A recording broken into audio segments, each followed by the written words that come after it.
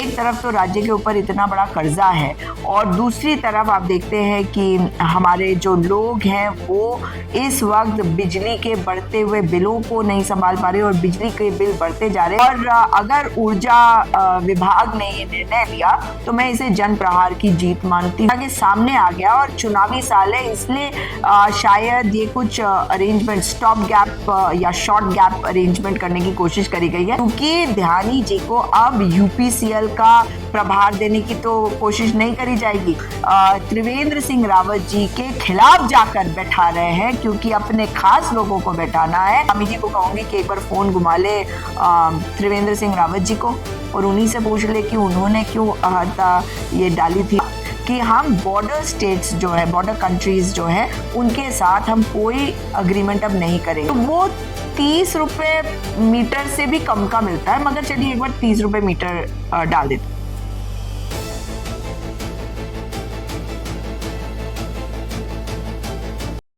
नमस्कार, मैं हूं विवेक तिवारी और आप देखना शुरू कर चुके हैं हिमालयन डॉन।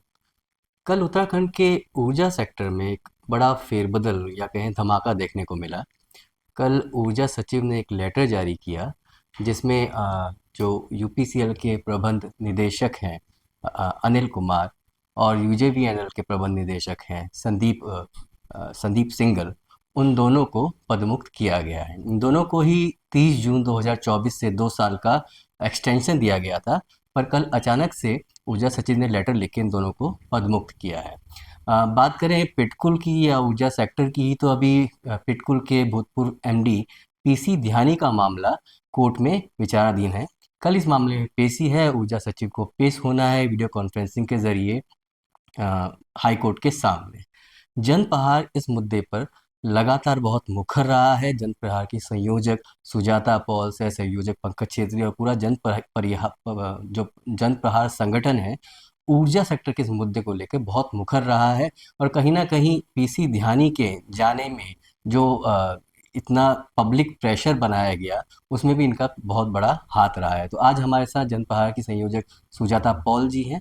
सुजाता जी, बहुत बहुत स्वागत है आपका। धन्यवाद। तो मैम, सबसे पहले तो जो घटनाक्रम हुए, यूपीसीएल के प्रबंध निदेशक पद मुक्त हुए, यूजीवीएल के, क्या कहेंगे मैम इसके बारे में? देखिए, ये this is a welcome step, क्योंकि हम नौजवानों का एक प्रदेश है और पढ़े लिखों का प्रदेश है। तो हमारे यहाँ नई ऊर्जा ऊर्जा विभाग में तभी आएगी जब नए लोगों को सामने लाया जाएगा। और भ्रष्टाचार के खिलाफ जो ये लड़ाई है, ये उसका एक अंश था, जिसमें हम देख रहे थे कि जो ऊर्जा विभाग है उसमें बहुत ज्यादा भ्रष्टाचार हो रहा है। और इसी कारण से ये लड़ाई लड़ते हुए हमने देखा कि हमारे हमारे अपने उत्तराखंड के लोग जो है, उनके साथ कितनी बड़ी नाइंसाफी हो रही है। जब एक तरफ तो राज्य के ऊपर इतना बड़ा कर्जा है और दूसरी तरफ आप देखते हैं कि हमारे जो लोग हैं वो इस वक्त बिजली के बढ़ते हुए बिलों को नहीं संभाल पा रहे और बिजली के बिल बढ़ते जा रहे हैं। ये छोटे लेवल पर जो उस भ्रष्टाचार का असर हो रहा है और ये व्यापक है, क्योंकि कोई इससे अछूता नहीं है।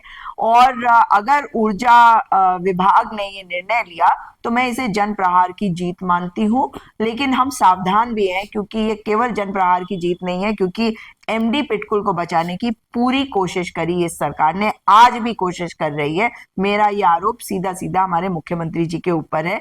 और अगर आप देखें, उनके ऊपर एक सुप्रीम कोर्ट में भी केस लगा हुआ है, जिसकी हियरिंग अब मेरे ख्याल से कुछ दिनों में हो ही जाएगी, हमें पता चलेगा। और हाई कोर्ट में जो 18 फरवरी 2026 को जजमेंट आया, उसके तहत इनको हटाया जाना चाहिए था, मगर ये 27 फरवरी को भी नियामक बोर्ड की बैठक में बैठे थे, जहां से जैसे ही एक ऑर्डर आया, कंटेम्प्ट का नोटिस इशू हुआ ऊर्जा सेक्रेटरी को, तब ये वहां से भागे। लेकिन ऊर्जा सचिव ने जो चिट्ठी जारी करी कि इनको हटा दिया गया इनके पद से, वो जारी करी गई 26 फरवरी की डेट डाल के, यानी कि बैक डेट है। और मैं ये इसलिए कह रही हूँ क्योंकि अगर आप उनको देखते हैं ध्यानी जी को, तो ध्यानी जी सारे तो काम नॉर्मली कर रहे थे। और ये तो ऊर्जा सचिव को बताना पड़ेगा, डॉक्टर सुंदरम को, कि क्या आपकी बात नहीं हुई थी, क्या कोई ब्रीफिंग नहीं दी थी आपने? आपके जो सरकारी वकील होते हैं, भाई एडवोकेट जनरल अगर वहां पे खड़े होकर ये कह रहे हैं कि आपके जो आधार था उनके आर्गुमेंट का 8 हफ्तों का समय हमें दिया गया कोर्ट के द्वारा, और कोर्ट ने कहा नहीं, हमने 8 हफ्ते का समय नहीं दिया, उसका सेट असाइड मतलब सेट असाइड था उनकी नियुक्ति। तो मतलब बेवकूफ बनाना तो कोशिश नहीं करनी चाहिए ना, क्योंकि हम लोग सब समझते हैं। इसलिए एक तरफ बहुत अच्छी बात है कि जो एमडी है पिटकुल के जा चुके हैं, मगर वो डायरेक्टर एचआर के पद पे अभी भी है पिटकुल में, और यूपीसीएल और यूजेवीएनएल के जो दोनों एमडीज को हटाया गया और एक यूपीसीएल के डायरेक्टर प्रोजेक्ट्स उनको हटाया गया। इसका मतलब है ना कि भ्रष्टाचार हो रहा है, इसीलिए आप इन लोग को हटा ये रहे एक हैं। बात बार बार उठ रही है क्योंकि तीनों विभाग के एमडीओ को हटाया गया है। ऐसा क्या हो गया अचानक कि दो विभागों में सेवा विस्तार दिया था, एक में बात चल रही थी नॉन टेक्निकल पर्सन को बताया, तो ऐसा क्या चल रहा था कि तीनों विभाग के एमडीज को अब अचानक से हटाना पड़ गया? तीनों विभागों में जो भ्रष्टाचार चल रहा है ये अब क्योंकि जनता के सामने आ गया और चुनावी साल है, इसलिए शायद ये कुछ अरेंजमेंट स्टॉप गैप या शॉर्ट गैप अरेंजमेंट करने की कोशिश करी गई है। क्योंकि मुझे अभी भी विश्वास नहीं है मुख्यमंत्री पुष्कर सिंह धामी पे, और मुझे ये पता है कि प्रकाश चंद्र ध्यानी उनके इतने करीब है, और ये संदेश उनके लिए भी है कि आप अगर अपने आप को इतना बड़ा समुंदर समझ लेते हो तो याद रखे ध्यानी जी कि हम भी वो समुंदर है, कि हमारे किनारे आपके समुंदर वाले किनारे से टकरा कर आपको वापस करेंगे, और आप हमारे किनारे पर घर ना बनाना। ये संदेश है, क्योंकि जब भ्रष्टाचार की आप बात करते हैं तो ध्यानी जी के ऊपर इतने आरोप लगे, और मुख्यमंत्री जी के वो क्योंकि खास है, तो मेरा ये मानना है कि अभी भी हम शांत नहीं बैठ सकते, हमें केयरफुल रहना पड़ेगा, अलर्ट रहना पड़ेगा, क्योंकि ध्यानी जी को अब यूपीसीएल का प्रभार देने की तो कोशिश नहीं करी जाएगी। हम्म। तीनों पे टेक्निकल पद है और नॉन टेक्निकल लोगों को धामी जी बैठा रहे, जबकि इनके प्रीडिसेसर के प्रीडिसेसर यानी कि जो मुख्यमंत्री त्रिवेंद्र सिंह रावत जी थे, उन्होंने ये अमेंडमेंट किया था कि टेक्निकल पद है तो टेक्निकल व्यक्ति को बैठना चाहिए। इसका मतलब है कि धामी जी एक टेक्निकल पद पे नॉन टेक्निकल को त्रिवेंद्र सिंह रावत जी के खिलाफ जाकर बैठा रहे हैं, क्योंकि अपने खास लोगों को बैठाना है और अपने खास लोगों से पैसा बनाना है। ये मेरा सीधा सीधा आरोप है उनके ऊपर, क्योंकि अगर आप टेंडरिंग प्रोसेस देखेंगे उसमें भी आपको दिखाई दे जाएगा कि बहुत सारा घालमेल है। जी ये तीनों पद के लिए है टेक्निकल जो अहाता जो? बिल्कुल, ये अहार्ता जो 2021 का अमेंडमेंट है उसके तहत ये तीनों निगमों के जो पद हैं ये टेक्निकल है, तो इसलिए इस पर नॉन टेक्निकल को नहीं बैठना था, जिसको इन्होंने कैबिनेट में लाकर पास किया। कैबिनेट कौन होता है? खाली अपने आप कर देने का। आपको विधानसभा में इसकी चर्चा करनी चाहिए थी कि हम ये अहर्ता खत्म करने की बात कर रहे हैं। ये अमेंडमेंट आप अपनी मर्जी से नहीं ला सकते। ये धामी जी की बपौती तो है नहीं राज्य। यहाँ पे पढ़े लिखे लोग हैं, हमारे नौजवान नौकरी को तरस रहे हैं। अगर कोई अच्छे एक्सपीरियंस लोग हैं उनको आप इन पदों पे बैठाते हैं तो फायदा हमारे पूरे प्रदेश को होगा। जी, तो ये तीनों पद जो हैं वो टेक्निकल है, तीनों पदों पे टेक्निकली व्यक्ति बैठना चाहिए। और मैं तो धामी जी को कहूंगी कि एक बार फोन घुमा ले त्रिवेंद्र सिंह रावत जी को और उन्हीं से पूछ ले कि उन्होंने क्यों अहर्ता ये डाली थी उसमें कि टेक्निकल पे टेक्निकल होना चाहिए। इनको क्या दिक्कत हो रही है उससे? पढ़े लिखे नहीं है क्या? टेक्निकल की जब कैबिनेट बैठक में चेंज हुई तब भी आपने पीसी करके बोला था, और उस समय ब्रीफिंग भी नहीं दी गई थी, उस चीज़ पे बात उठाई थी। पर ये जो अभी बात पिटकुल के एमडी की चल रही है या इसकी चल रही है, आप एक घोटाले की बात बार बार करिए, इसमें करप्शन की बात करिए, तो किस तरह का करप्शन आपको दिख रहा है पिटकुल में? देखिए, जिस राज्य पे 1 लाख करोड़ के करीब का कर्जा है और हम हमारा बहुत सारा पैसा जो है वो उसका ब्याज देने में जा रहा है, हम अपने प्रदेश को, जो ऊर्जा प्रदेश है जहां से हम बिजली दे रहे हैं अन्य राज्यों को, यहाँ तक कि राजधानी तक जा रहा है, तो हमारे यहाँ अगर भ्रष्टाचार होगा उसके खिलाफ आवाज उठाना होगा। और जब हम बात करते हैं ऊर्जा विभाग में, तो यहाँ पर आप तीनों विभागों में देखेंगे, तीनों निगमों में देखेंगे कि बहुत बड़ा भ्रष्टाचार है। टेंडरिंग प्रोसेस में भ्रष्टाचार। अभी तो मैंने केवल एक ही बात करी है, एक ही टेंडर की, उसके बारे में बात भी कर रहे थे उन सब स्टेशन के डेवलपमेंट के बारे में हमारे मुख्यमंत्री जी विधानसभा में। तो मैं आपको बता दूं कि ऐसे 4-5 टेंडर्स है जो एक ही कंपनी को दी गई है, जिस कंपनी का नाम है फ्लोमोर लिमिटेड। फ्लोमोर जो है वो दिल्ली बेस्ड कंपनी बताई जा रही है, लेकिन उनके जो जॉइंट वेंचर उनका है वो एक चीनी कंपनी के साथ है। आपको याद होगा गलवान घाटी में जब ट्रांसग्रेशन किया था चीनियों ने, हमारे 20 बहादुरों ने अपने प्राणों की आहुति दे दी, वो वीर गति को प्राप्त हो गए। उस समय ये हमारी सरकार, इसी इंजन का डबल इंजन जो है, उन्होंने कहा कि हम बॉर्डर स्टेट्स जो है, बॉर्डर कंट्रीज जो है, उनके साथ हम कोई अग्रीमेंट अब नहीं करेंगे, किसी भी तरीके से उनका सामान हमारे यहाँ नहीं आएगा, आपको याद होगा। लेकिन अगर उस दौरान कोई भी ऐसा अग्रीमेंट हुआ है, और इसमें 8 जून 2020 की भी तारीख है, एक टेंडर में जो ये अग्रीमेंट है जॉइंट वेंचर वाला, तो उसे कैंसिल करा जाना चाहिए। अब ये क्या है कि भाई 4 स्कूल हैं और चारों स्कूलों को कह दिया गया बच्चों को कि आपको जो कैंटीन है वो एक ही जगह का इस्तेमाल करना है, तो सारे के सारे बन समोसा खरीदने के लिए वहीं जा रहे हैं। उसी तरह से ये जिंगडियान जियांगसू नाम की ये कंपनी है, और सब वहीं जाकर आखिर में क्यों करना चाह रहे हैं खरीदारी वहां से। और आप ये सोचिए कि हम किस सेक्टर की बात कर रहे हैं, हम ऊर्जा सेक्टर की, हम सब स्टेशन की। अब सब स्टेशन से हमें नहीं पता, आज एआई का जमाना है, क्या हो सकता है, कैसे हो सकता है। चीनी कंपनी जब बैन होनी चाहिए थी, आपने क्या जो स्टेट ग्रिड है या नेशनल ग्रिड कॉर्पोरेशन है, उनसे आपने परमिशन ली भी है या नहीं? क्योंकि रूल्स हैं, आपने उन रूल्स के हिसाब से कार्य नहीं किया अगर चाइनीज कंपनी आई है। और रियायत तो अब मिली है, उस समय ये जॉइंट वेंचर के थ्रू जो आया है, ये बहुत बड़ा एक मतलब ये गलत भी हुआ है, मगर ये बहुत बड़ा खतरा भी हमारे देश के साथ है, हमारे राज्य के साथ खास करके। तो जियांगजू कंपनी का आना, और जो लेटर उन्होंने डाला हुआ है टेंडर डॉक्यूमेंट में, उसमें कोई हेडर नहीं है। जियांगसू कंपनी है वो दिखाई दे रहा है, आप सोशल मीडिया पे चेक करेंगे, सोशल मीडिया वेबसाइट्स वगैरह पे सब पे चेक करेंगे, उनका है। लेकिन पॉइंट इज कि ये कंपनी सप्लाई कर रही है, हम उसका खरीद रहे हैं, हम उसे असेंबल कर रहे हैं, या पूरा सिस्टम ही वो यहाँ ला रहे हैं। यानी कि हम सबका डेटा भी तो मॉनिटर हो सकता है ना इन सब मशीनों से। तो ये खतरा हमारे राज्य के लोगों के लिए, और ये बिल्कुल मंजूर नहीं है कि हमारे लोगों के ऊपर आप इस तरह से जासूसी भी करने का अगर अंदेशा भी कहीं होता है तो उसकी तरफ ध्यान ना दे। और चाइनीज कंपनी कैसे आई है, इसका जवाब तो केवल प्रकाश चंद्र ध्यानी को नहीं, ऊर्जा मंत्री पुष्कर सिंह धामी जी को देने की जरूरत है। मगर जो टेंडर्स हैं, 5 टेंडर्स फ्लोमोर को मिली है, जियांगसू के साथ उनके जॉइंट वेंचर्स।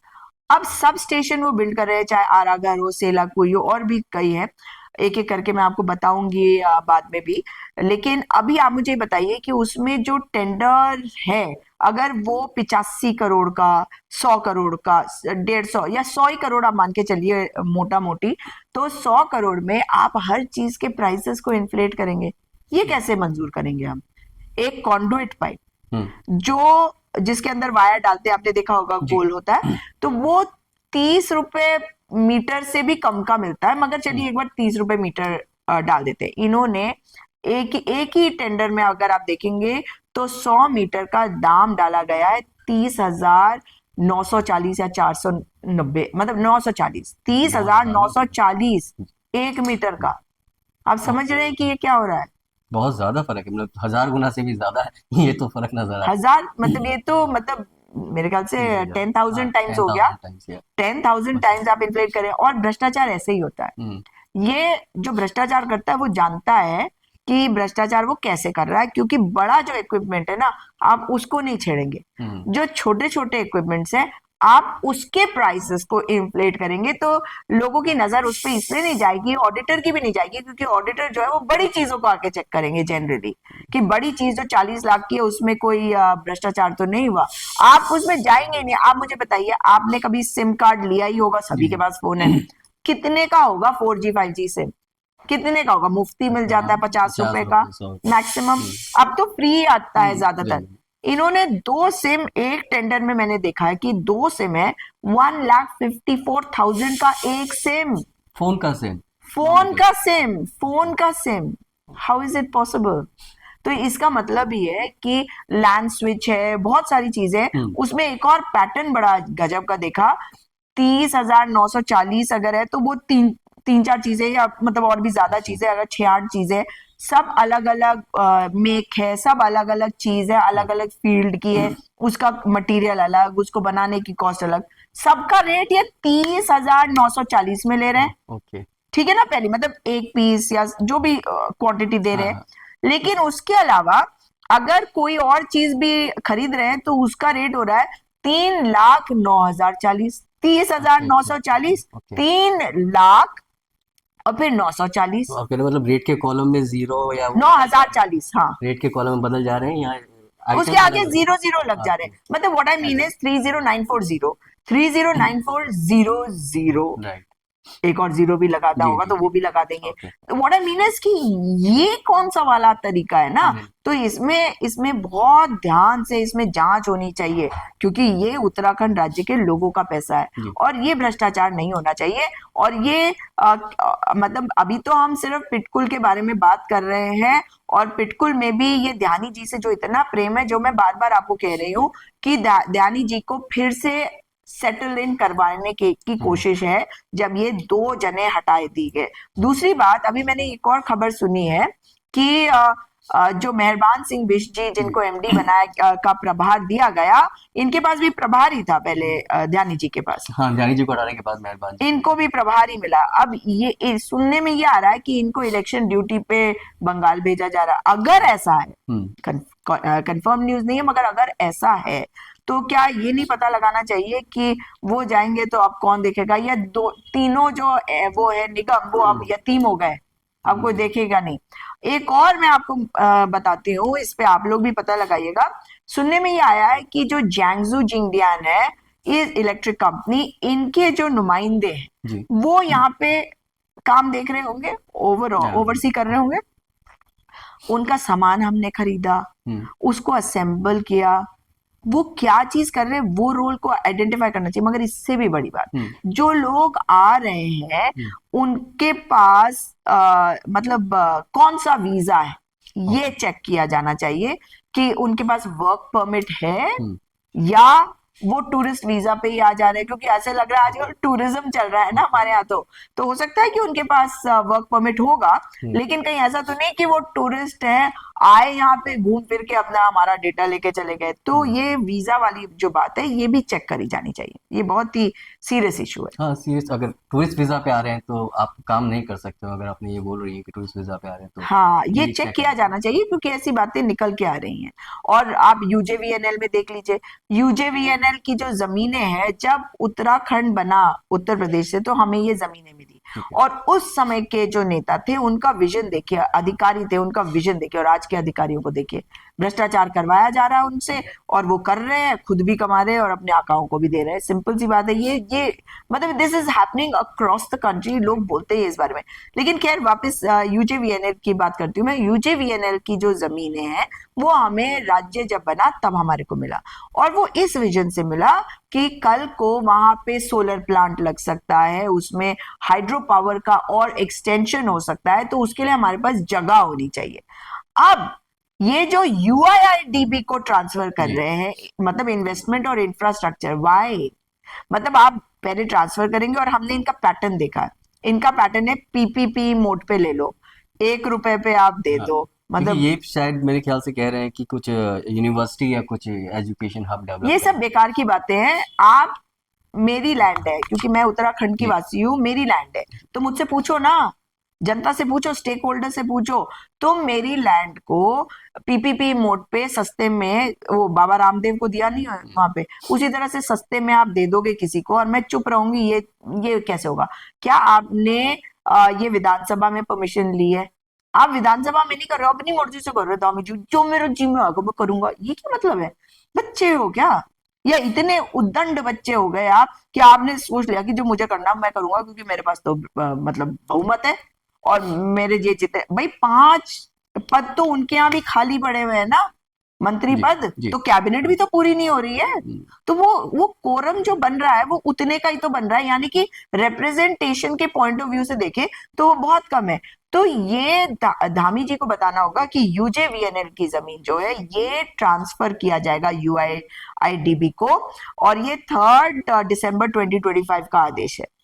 और उसके बाद का एक और आदेश है दिसंबर का ही, जिसमें यह कहा गया है कि अब इसमें जो लैंड ट्रांसफर, म्यूटेशन वगैरह जो भी फॉर्मेलिटीज है वो शुरू कर दो, अधिकारियों को निर्देश दिए गए। अच्छा। अगर यूजेवीएनएल की जमीन को आप ट्रांसफर करें यूआईआईडीपी में, तो ये सरकार काम करेगी क्या? सरकार काम नहीं करेगी तो नौकरी, तो जो सरकारी नौकरियां वो वैसे ही खत्म हो गई। जी अगर आपने इसको भी पीपीपी मोड पे देने की सोच ली है तो कोई गुजराती आएगा, उसको पीपीपी मोड पे लेगा, फिर वहां पे वो कौन सा यूनिवर्सिटी बताएगा, आपको तो 1 रुपया मिलेगा ना। जी जी जो भी लैंड है, अगर आपको 1000 रुपए भी मिल गए तो उस 1000 रुपए का क्या करना है आपने मुझे बता दीजिए। जी वो 1000 रुपए सरकार अपनी पॉकेट में रख के ना तो उधार चुकता कर सकती है, ना वो किसी को तनख्वाह दे सकती है, मगर लैंड जो है वो भी खो जाएगा। फिर किसने पूछा, आप और मैं थोड़ी रहेंगे यहाँ पे आज से 50 साल बाद या 25 साल बाद, हमें क्या पता कि क्या होने वाला है। तो तब तक तो वो लैंड किसी और की हो चुकी होगी। जी यानी कि जो गुजरातियों का आधिपत्य हो जाएगा हमारी लैंड पे, तो ये मंजूर नहीं है। और यूजेवीएनएल को ये अधिकार मतलब दिया गया है, तो इस अधिकार का सम्मान करना चाहिए कि ये लैंड बैंक उनका है। ये लैंड मोनेटाइजेशन फ्रॉड चल रहा है जो यूआईडीबी को ट्रांसफर करा और वहां से ये पीपीपी मोड पे देकर सस्ते में ये आपने खत्म कर दिया, तो नौकरियां भी खतरे में आ गई है, जो मंजूर नहीं। तो कहीं ना कहीं शायद ये भी है, यूजेवीएनएल भी लैंड का एक तरह से संरक्षक है। खरीदने और बेचने का शायद उनको अधिकार ना हो। और ये भी एक चीज़ आपसे पूछनी थी, अगर जानकारी हो तो, जो लैंड हमें यूपी से मिली थी, ये लैंड यूजेवीएनएल ने खरीदी थी, किसकी थी? क्योंकि ये भी सुनने में आया कि कुछ लोगों ने दी थी। इसके बारे में कुछ नहीं, बताइए। ये हमें मिली थी जब हम नया स्टेट बने थे, तो हमारे को बहुत कुछ ऐसा भी दिया गया कि भाई आपके संसाधन भी हैं, आपको आगे आने वाले समय में, छोटा राज्य है यहाँ, इंडस्ट्री दूसरे स्टेट्स की तरह नहीं आ सकती है, तो यहाँ पे आप हाइड्रो पावर को डेवलप कर सकते हैं। ये हाइड्रो पावर वाला एंगल बहुत पहले ही आ गया था। तो उसके लिए अगर आपको मतलब लैंड बैंक एक मिलता है तो उस पे आप एक्सपैंड कर सकते हो। अगर डाक पत्थर उस समय उतने लोगों को डील करा था, तो उसके बाद अगर एक्सपेंशन होगा तो वो ज्यादा पॉपुलेशन, ज्यादा एरिया को के लिए बिजली की जो व्यवस्था है जल विद्युत से, वो कर सकेगी, इसलिए हमें दिया गया था। तो ये तो हमारी धरोहर है। ये we are only the custodians of what we have. Hmm, हमारे जो संसाधन है, हमारे जो नेचुरल रिसोर्सेज है, we are their custodians. Nobody on this planet owns these natural resources. We are merely the custodians, और हम इसे अपनी अगली पीढ़ी को देने के लिए और उसके बाद उसके आगे की पीढ़ी को देने के लिए, उसकी देखभाल के लिए संरक्षक के तौर पर रखे गए हैं, और सरकार में इसीलिए चुने जाते हैं। और धामी जी को अगर ये बात समझ में नहीं आ रही है तो उनको तो कुर्सी किसी भी हालत में छोड़नी चाहिए। और अगर भाजपा की डबल इंजन की सरकार है तो मैं तो यही कहूंगी कि भाई आप हमारे राज्य को हमारी आंखों के सामने लुटवाने की कोशिश करोगे तो वो हम बर्दाश्त नहीं करेंगे, कोई बोले ना बोले। हाँ, लोग नहीं बोल रहे, जो प्रोटेस्ट कर रहा है उसको अकेले भी छोड़ दे रहे हैं, लेकिन इतना समझ ले कि जन प्रहार जो है वो करप्शन के हर मुद्दे पे अपने लोगों के जो उनकी जरूरतें हैं, जो उनकी चीज है, उसके लिए खड़ा है और लड़ाई लड़ेगा, अपनी चीज को संभालेगा। हमने अपने आप को संरक्षक माना है अपने राज्य के संसाधनों का, अपने लोगों के अधिकारों का, तो हम उसके संरक्षक बनेंगे। अगर सरकार नहीं बन सकती संरक्षक तो ये उनके ऊपर है ना, वो तो सरकार में रहने के लायक नहीं है। मैम आखिरी सवाल, जैसे आपने बोला कि सामान इन्फ्लेटेड रेट्स में खरीदा खरीदा गया, आपने कैग में जाकर ऑडिट के लिए भी बोला गया था। तो क्योंकि ऑडिट होता शायद अगर सही तरीके, तो चीज़ें पकड़ में आ सकती थी। तो क्या इस ऑडिट के लिए भी आप और आगे उठाएंगी जनप्रहार के तरीके से या अपने तरीके से? आपने बहुत अच्छा सवाल पूछा। इसके पहले आपको बता दूं कि जो टेंडर डॉक्यूमेंट है, अगर चाइनीज कंपनी उसमें है और वो चाइनीज लिखावट जी में एक प्लेन पेपर पे कुछ टाइप करके जमा कर देती है, तो हमारे अधिकारियों को समझ में आ जाता है उसमें क्या लिखा हुआ। तो ऑडिटर को भी वो पकड़ लेनी चाहिए वो चीज़। हाँ, उस पे पिटकुल का स्टैम्प भी लग रहा है। अच्छा, तो मतलब, वो डॉक्यूमेंट है ना, हम दिखाएंगे तो वो डॉक्यूमेंट। हाँ, तो ये जो है आप प्लीज जी दिखाइएगा। तो क्या ये जरूरी नहीं है कि जो ऑडिटर है इसको दोबारा से चेक करे? जो कुछ इन तीनों के कार्यकाल में हुआ, खास करके इस वक्त मैं पिटकुल की बात कर रही हूँ, फ्लोमोर का जो जियांगजू जिंगबियान के साथ जॉइंट वेंचर है, उसको दोबारा से चेक किया जाए। ये सब स्टेशन बनाने की बात हो रही है। हम्म, आप आरा घर, वो बेलाघाट या सेलाकू या कहीं और, ये सारी जगहों पे अगर ये इनको मिला है टेंडर, तो ये जरूरी है कि इसकी ढंग से ऑडिटिंग करी जाए। क्योंकि जो पाइप आपने जमीन में अर्थिंग के लिए डाल दी है, उसको कैसे चेक करोगे आप बताओ? जी उसको तो ऑडिटर भी नहीं चेक कर सकते कि वो तो जमीन के अंदर चला गया। तो ऑडिटर अगर आप चेक करेगा तो उसके पास जो डेटा है, जो कागज है, उससे चेक करेंगे। और जो चीजें इन्फ्लेटेड है, जो हम देख रहे हैं, जो हम बोल रहे हैं, अगर उस पे भी ऑडिटर्स का कोई सही रिपोर्ट नहीं आई तो सवाल तो फिर उठेंगे ना। और मैं ये जानना चाहती हूँ कि जो ऊर्जा विभाग का कैग की रिपोर्ट क्या बनी नहीं है या ऑडिट हो ही नहीं रहा? इतना भ्रष्टाचार हो रहा, आप ऑडिट नहीं कर रहे। आप ध्यान ही जी को अभी भी लाने की कोशिश में तरह तरह के हथकंडे अपना रहे हैं। तो मेरी तो सलाह है मुख्यमंत्री धामी जी से कि पीछे तो हम हटने वाले हैं नहीं, और ये जनता के लिए हम जो भ्रष्टाचार ये कर रहे हैं हम इनसे लड़ेंगे। हम जनता हैं और जनता के बिहाफ पे हम ये लड़ाई लड़ रहे हैं। इसलिए इस बात को वो समझ ले कि हम भी वो समंदर है कि आपके मतलब जो हमारा किनारा है ना उस पे आपको घर नहीं बनाने देंगे भ्रष्टाचार का। हमसे बात करने के लिए बहुत बहुत शुक्रिया। तो ये थी सुजाता पॉल जी, जनपद के संयोजक, जिन्होंने ऊर्जा विभाग के तीनों निगमों, चाहे वो यूपीसीएल हो, यूजेएनवीएल हो या फिर पिटकुल हो, तीनों पे गंभीर भ्रष्टाचार के आरोप लगाए हैं और साथ ही साथ ये भी कहा है कि ये उत्तराखंड के भविष्य का मामला है, तो ये सभी के लिए एक बड़ा कंसर्न है।